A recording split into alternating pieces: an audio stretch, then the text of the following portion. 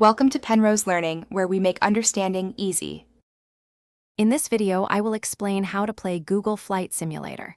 To begin your virtual aviation adventure, first ensure you have Google Earth Pro installed on your computer. Once launched, simply navigate to the Tools menu located at the top of your screen. From the drop-down options, select Enter Flight Simulator. This will seamlessly transition you into the cockpit, ready for takeoff. It's a straightforward process to get airborne and start exploring the world from a pilot's perspective.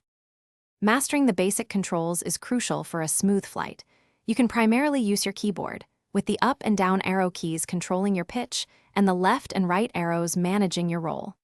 For speed, the page up key increases your throttle, while page down decreases it. The comma and period keys control the rudder for yaw. For a more realistic feel, many pilots prefer using a joystick, which offers greater precision and immersion.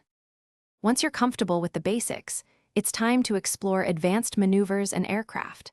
The simulator offers a choice between a fast F-16 fighter jet and a nimble SR-22 propeller plane, each with unique handling. Try performing loops or barrel rolls to test your skills.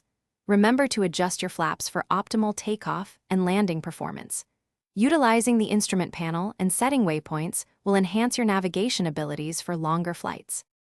To truly excel, begin with the simpler aircraft and gradually challenge yourself. Consistent practice, especially with takeoffs and landings, will significantly improve your control.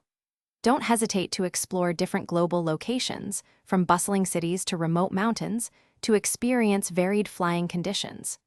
Remember, the simulator allows you to pause your flight at any moment, giving you time to plan your next maneuver or simply admire the view. Enjoy your journey through the skies.